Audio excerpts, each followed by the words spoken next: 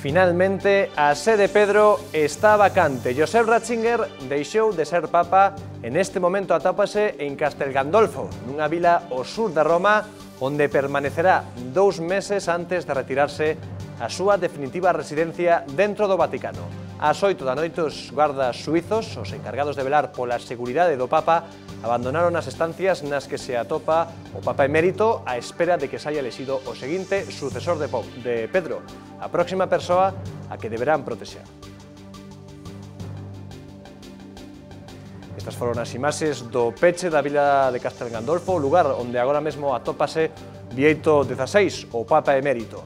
Tras a súa despedida pública de onte, ademais, o Papa tivo hoxe outra máis íntima na que se despediu personalmente de todos os seus cardeais. Bieito XVI aproveitou para recomendar unidade, e pedir unidade no vindeiro cónclave e para deixarnos un último xesto de humildade, a promesa de obediencia absoluta ante o seu sucesor.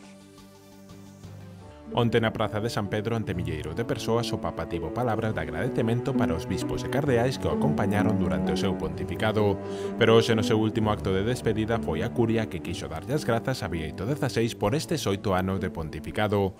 Como os discípulos de Cristo no camiño a Emaús, tamén eles sentiron arder o seu corazón mentres acompañaban o Papa durante estes 8 anos. Sì, Padre Santo, sappia che ardeva anche il nostro cuore quando camminavamo con lei in questi ultimi anni. Oggi vogliamo ancora una volta esprimerle tutta la nostra gratitudine. In coro le ripetiamo un'espressione tipica della sua cara terra natale, Vergelt's Gott, che Dio la ricompensi. Despois de abrazar afectuosamente ao decano dos cardeais, o Papa transmitiulles a súa última mensaxe, recomendoulles unidade de cara ao cónclave, que os cardeais sexan como unha orquesta para que a armonía da Igrexa resone por enriba das diferencias concretas. Insieme possiamo ringraziare il Signore che ci ha fatto crescere nella comunione, insieme pregarlo di aiutarvi a crescere ancora in questa unità profonda, così che il Collegio dei Cardinali sia come un'orchestra dove le diversità, espressione della Chiesa universale, concordano sempre alla superiore e concorde armonia. Nesta importante labor, os cardeais non estarán sós.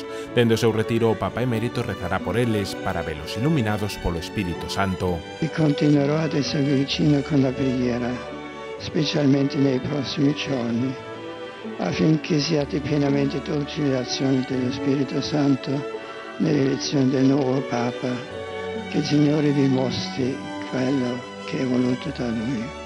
Pero nada máis, Bieito XVI quiso deixar claro que renunciará a todos os privilexios da súa posición, por iso nun último acto de humildade despediuse prometéndolle total obediencia ao seu sucesor no ministerio petrino. E tra voi, tra il Collegio Canonico, c'è anche il futuro Papa, al quale oggi prometto la mia incondizionata reverenza ed obbedienza. Tras estas emotivas palabras, o Papa despediuse un por un de todos os seus cardeais, entre os que se atopa o seu sucesor no trono de Pedro.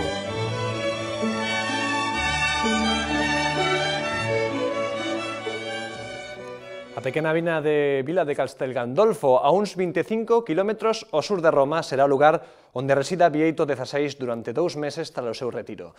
Trátase dun territorio do Vaticano que inclúe o Palacio Apostólico, 2 conventos, unha escola, xardíns e mesmo un observatorio vaticano astronómico. Despois, marchará, como el dixo, a ocultarse do mundo no convento Mater Ecclesiae dentro do Vaticano. No ano 2005, Benedicto XVI pasou o verán por primeira vez aquí para escapar da intensa calor de Roma. Pasou eses meses estudando, lendo e escribindo os seus libros.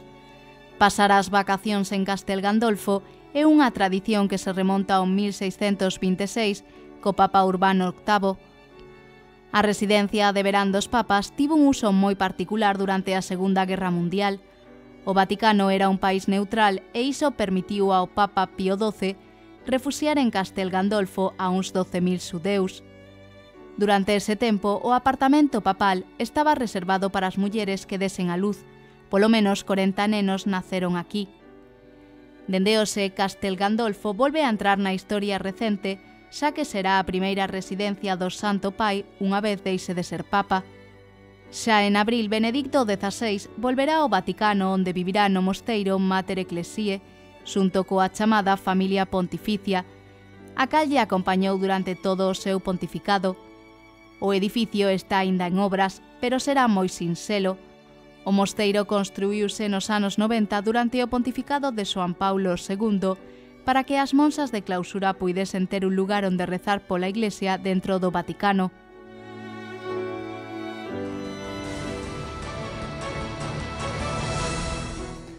A Igrexa non ten papa, dende as 8 da tarde os cardenais tenían unha importantísima tarefa por diante. Elexir o seguinte: o dereito canónico estipulaba que unha vez morto o Romano Pontífice había uns días determinados de espera coa fin de que todos os cardenais tiveran tempo para de viaxar cara a Roma e iniciar o cónclave. Porén, xa que Bieito XVI anunciou a data exacta na que deixaría de ser papa con varios días de antelación, decidiuse cambiar a lei para acelerar este proceso. Seguramente, antes da Semana Santa, a sé de Pedro deixe de estar vacante. Coa sé vacante funcionando dende as 8 desta tarde, a xefatura do Estado do Vaticano recae en Tarcísio Bertone, cardeal Camarlengo. Así poñense en marcha as previsións da Constitución Apostólica Universi Dominici Gregis, asinada en 1996 polo propio beato Xoán Pablo II. A partir de ahí se establece un sistema de congregaciones generales y congregaciones particulares de los cardenales en los cuales se van fijando todas estas cuestiones que va a ser necesario tener en cuenta tanto para el gobierno ordinario de la Iglesia en la que hayan de intervenir, como para, y como digo, siempre en lo que necesariamente haya de ser tratado, como para la organización de la elección. Y aquí serán esas congregaciones las que irán fijando y determinarán, pues eso, la convocatoria. O funcionamento do conclave tamén é un dos temas que ocupa o tempo das congregacións. En la propia Constitución del Beato Juan Pablo II se prevé también que se informe adecuadamente a todos los padres cardenales y se dé todas las aclaraciones posibles, incluso en lo que se refiere a la marcha, la evolución, cómo funciona, cómo es todo el proceso, además solemne, porque es realmente solemne, ¿no?, de elección. Nosotros tengamos en cuenta que no hay como tal una campaña electoral, ni tampoco se trata de un colegio que funcione al modo de un parlamento en el que uno ya sabe muy bien los grupos perfectamente definidos, este es de tal partido, este es de otro. Esto no existe. A data na que arrancará o conclave é unha incógnita, aínda que todo apunta a que a convocatoria será máis rápida que noutras ocasións. Entiendo que si en este caso, habiéndose conocido con tiempo más que suficiente la renuncia del Papa, habiendo sido perfectamente comunicada, que me imagino que a partir del momento de la sede vacante, pues especialmente aquellos que tienen mayor responsabilidad dentro del colegio cardenalicio para el tema de la elección del Papa, ya el decano, ya el cardenal Camarlengo, intentarán, si parece oportuno, el adelantar el tiempo de la elección, pues procurarán llamar a los cardenales. O propio Bieito XVI quixo deixar atada esta posibilidade. Nun motu propio desta semana, o Santo Pai permite convocar o conclave antes dos 15 días establecidos até o de agora. O único requisito que todos os cardeais electores estean en Roma. Los cardenales electores que han de estar presentes son todos los que no han cumplido 80 años. Y aquí una cuestión que deberá además quedar claro es que incluso entre los que tienen menos de 80 años no tendrían la obligación aquellos que padecen alguna enfermedad grave reconocida por la congregación correspondiente de cardenales, o incluso aquellos que por otra causa grave también reconocida no vayan a asistir al cónclave. En los demás casos, si uno se retrasa, hay que esperar. Iniciado o conclave, a elección do novo Papa realízase mediante escrutinio. O voto debe ser secreto e está permitido o autovoto. Haberá 4 votacións diarias, 2 pola mañá e 2 pola tarde. O sucesor de Bieito XVI deberá contar co apoio dunha maioría de 2/3 dos electores. Ya Benedicto XVI lo había introducido antes, en otro motu proprio anterior, que del año 2007, si no recuerdo mal. En esta nueva regulación se repite, se recuerda, y aquí sí se modifica lo establecido en la Constitución del Beato Juan Pablo II, de forma que siempre habrá de darse la mayoría cualificada de 2/3. Se a fumata da Capela Sixtina non é branca o terceiro día do conclave, está previsto un receso dun día para reflexionar. Tamén se segue sen haber un novo papa despois de 5 días. Aunque en un determinado momento en que después de sucesivas y repetidas, tal y como se regula en la Constitución, de repetidos y escrutinios, no se consigue esa mayoría, se pasaría ya a elegir a los 2 más votados. Y en ese supuesto, esos 2 más votados carecerían de voz activa y tendrían solo voz pasiva, es decir, solo se les puede votar a ellos, pero ellos no pueden votar. Manexando estes prazos, parece probable que antes de Semana Santa se escoite o Habemus Papam dende o balcón de San Pedro. Dende que se coñeceu a decisión de renuncia de Bieito XVI, baralláronse diferentes noves para encargarse do Ministerio Petrino. Incluso planteábase a posibilidade de que a Igrexa Católica opte por elixir o seu primeiro papa non europeo. Pero cales son os nomes que máis sonan? Comezamos por Timothy Dolan, recoñecido bispo de Nova York, e o punto de referencia dos católicos en Estados Unidos polo seu carisma e a súa proximidade. Por outro lado, estará un dos principais colaboradores do Papa do xa, Papa emérito, o canadiense Mark Ouellet, gran teólogo e prefecto da Congregación para Bispos.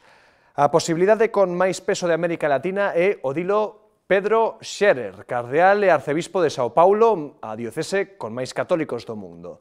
De ser escollido Peter Turkson, de Ghana, sería o primeiro papa negro da historia, líder da Oficina Vaticana para a Xustiza e Paz e un dos cardenais máis novos. Tamén un dos de menor idade é o papable asiático Luis Tagle, nado en Filipinas, ten a carisma e moitos o comparaban con Juan Pablo II. Un dos que máis sonan é Angelo Scola, xefe da diocese de Milán e o candidato europeo por excelencia para ocupar a sede de Pedro. Pero a decisión depende dos cardeais electores. Dende 1059, os prelados son os responsables de escoller o novo encargado de guiar a barca da Igrexa. O novo bispo de Roma será elixido por os 115 cardeais electores, aqueles menores de 80 anos que participarán no cónclave. Na actualidade, dos 208 cardeais que ten a Igrexa Católica, só 117 son menores de 80 anos e, polo tanto, poderían ser electores. No conclave ata 61 cardeais electores, a maioría son europeos. Xa no mes de novembro, Bieito XVI advertía este desequilibrio e tomaba medidas. Nomeaba 6 novos cardeais, entre eles non había ningún italiano, tampouco europeos. A pesares deste intento, a decisión final está en mans dun conclave no que Italia ten unha ampla maioría, ata 28 cardeais. Pero España tamén figura entre os países cunha maior representación na asemblea que escollerá o novo líder dos católicos. Dos 10 cardeais españois, 5 poderían participar co seu voto na elección do novo papa. Son Carlos Amigo, arcebispo emérito de Sevilla, Luis Martínez, arcebispo de Barcelona, Antonio Cañizares, prefecto para a Congregación para o Culto Divino na Curia Romana, e Santos Abril, vicecamarlengo. A listaxe completa o arcebispo de Madrid e presidente da Conferencia Episcopal Española, Antonio María Rouco Varela.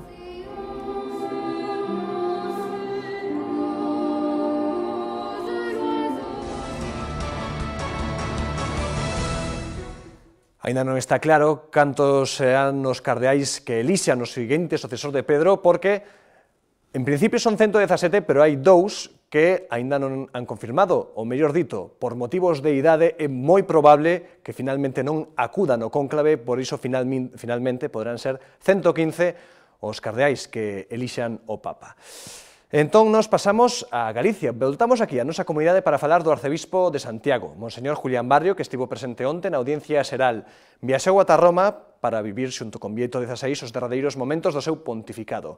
Quedou moi impresionado e, sobre todo, agradecido polo labor deste Papa ao fronte da Igrexa, polo seu traballo e, como non, pola visita que fixo a Santiago de Compostela no 2010. Yo lo encontré realmente muy bien, en el sentido de que él quedó muy impresionado ayer con la cantidad de gente que asistió a su última audiencia. Y él mismo lo manifestó, por así decirlo, no lo llevaba escrito, pero él al ver tanta gente, pues me dijo, me siento conmovido por el afecto y el cariño que he encontrado pues, en todos vosotros. ¿Qué impresión viví yo ayer? Pues la verdad es la impresión de estar viviendo un acontecimiento histórico. Pues realmente yo tengo que decir que fue iniciativa del Papa. Yo lo había invitado repetidas veces, pero yo era consciente de la agenda que tenía ya el Papa y que los viajes apostólicos estaban ya programados. Y efectivamente el secretario de Estado me decía, mire, excelencia, no puede ser porque es que ya está muy llena la agenda del Santo Padre, va a ser muy difícil, este año casi imposible. Y después me consta que fue iniciativa de él, diciendo, aunque nada más sean unas horas, yo quiero estar en Santiago. Lo que supuso la peregrinación del Papa a Santiago, pues ya lo estamos viendo de alguna forma también, pero realmente va a ser como una referencia constante a la hora de entender lo que significa el Camino de Santiago, la peregrinación, la celebración de los años santos y lo que realmente Santiago significa también para Europa. Solemos decir que Europa se ha ido realizando, peregrinando en torno a la memoria del apóstol Santiago. Pues efectivamente, todos estos temas el Papa los recogió en los bellos mensajes que él nos dejó en las pocas horas que estuvo con nosotros. Por tanto, efectivamente, para nosotros en este momento tenemos que ser conscientes de que hemos de recordar lo que él nos dijo y, sobre todo, hemos de agradecerle. É que Bieito XVI fíxose un oco na axenda para, como él mismo decía, peregrinar ata a tumba do apóstolo Santiago. O seu paso pola capital da nosa comunidade deixou unha pegada imborrable, especialmente nas persoas que puideron seguir máis de preto este acontecemento. Bieito XVI fixo 3 visitas a España como Papa, unha delas a Santiago no ano 2010, foi o broche de ouro do ano santo xacobeo. Que sin duda alguna fue como un hermoso colofón a lo que había sido todo el año santo y que supuso sin duda alguna también una motivación muy grande para todo lo que es, para que nosotros también pudiéramos comprender mejor lo que es la peregrinación jacobea, lo que es la celebración del año santo, lo que es la realidad, diríamos, de los peregrinos que nos acompañan. Nunca lle pagaremos o suficiente, nunca lle pagaremos en agradecemento por visitar Compostela no ano 2010. No ano 10 visitou antes Fátima, visitou antes Portugal, non era moi acostumado no Vaticano que o Papa visitara a Península Ibérica o mesmo ano máis dunha vez.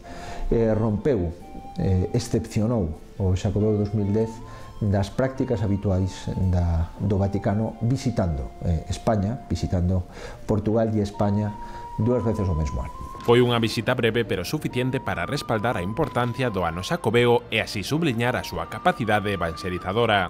Evidentemente para mí fue un motivo de una gran satisfacción pues que el Papa estuviera con nosotros, que el Papa se hubiera hecho peregrino aquí a Santiago y que aunque nada más fuera unas horas, pues poder contar con su presencia y contar con su cercanía, con su afecto y con sus enseñanzas que nos ayudan sin duda alguna pues a entender todo lo que es el hecho jacobeo tan importante no solo para nuestra diócesis, sino para tantas y tantas personas que de distintos lugares del mundo, y digo del mundo, pues vienen a Santiago de Compostela. Para nós foi todo un respaldo ao Xacobeo 2010. O Papa me dixo, cando me recibiu no seu despacho, que quería vir a Compostela e que en novembro viría a Compostela.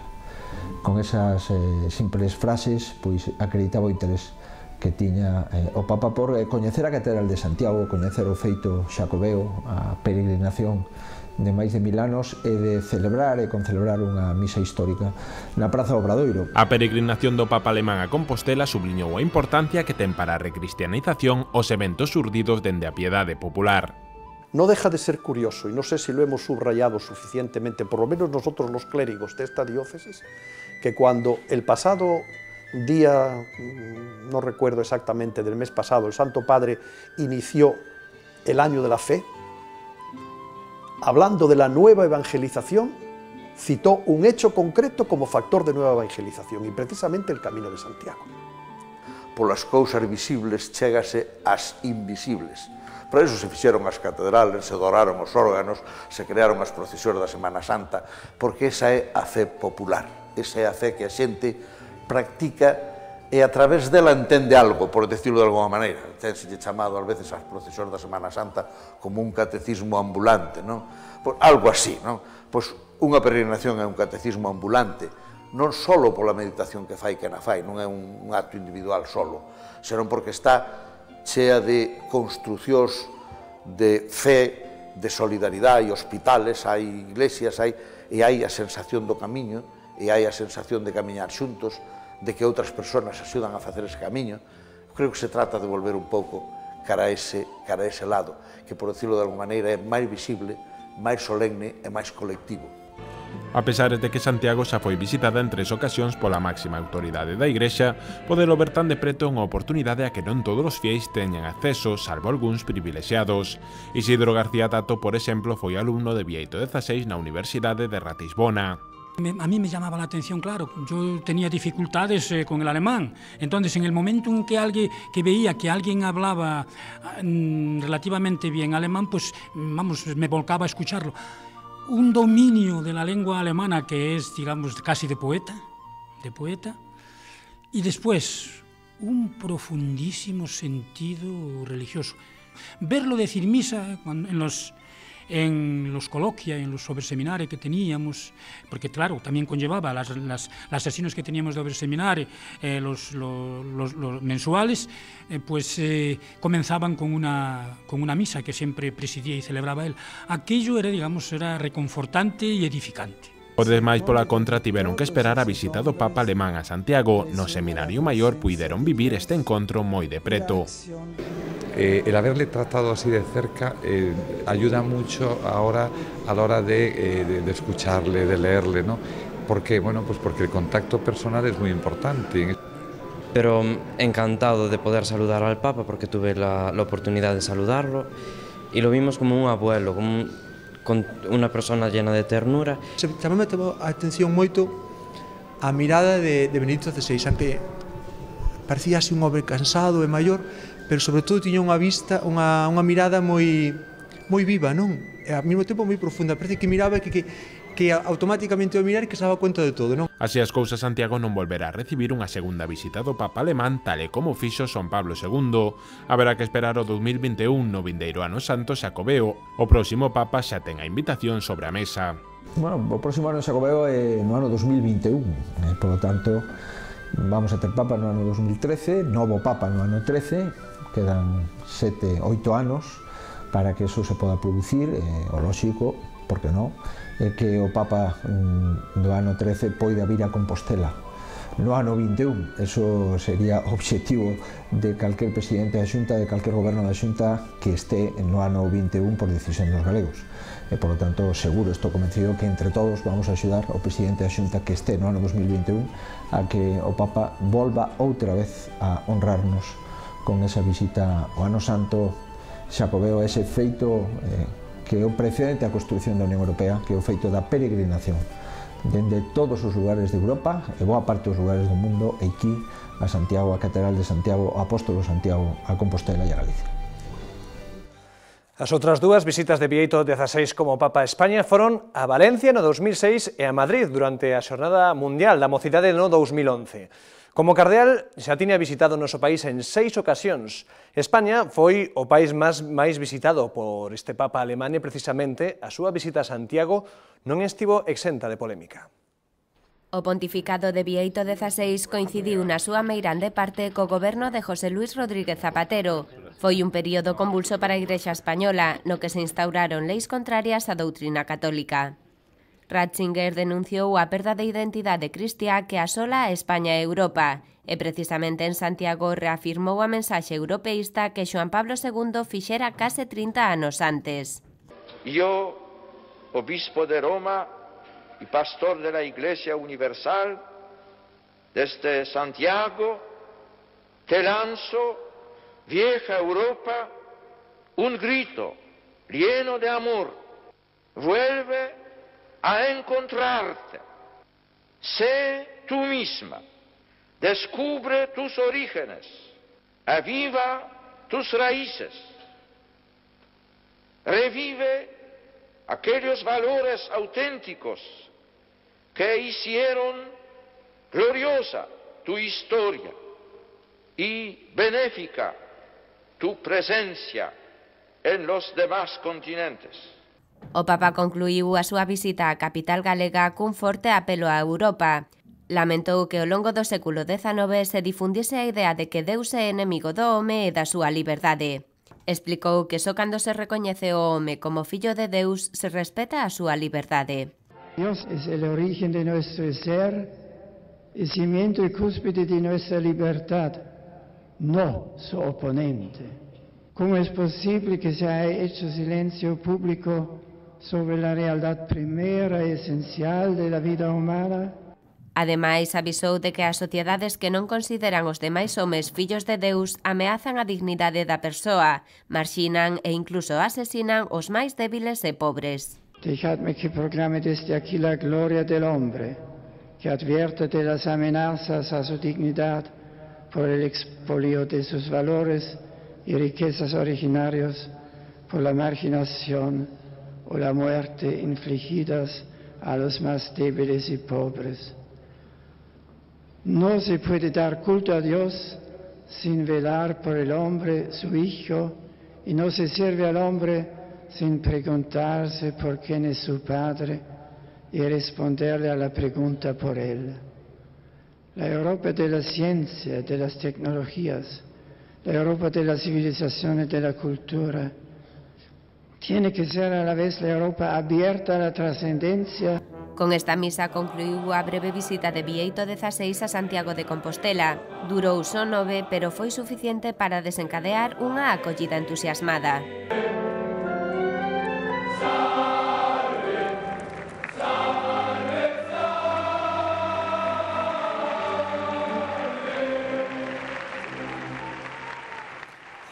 Bieito XVI xa non é Papa e a Igrexa prepárase para elixir o pontífice número 266. Dende aquí, dende Popular Televisión Galicia, tamén quixemos rendir unha pequena homenaxe con este pequeno vídeo recopilatorio e finalmente despedímonos. Moitas gracias por haber estado con nós. Pasen unha moi boa noite. Lembren que voltaremos mañá cos servicios informativos habituais. Sexan felices e ata mañá.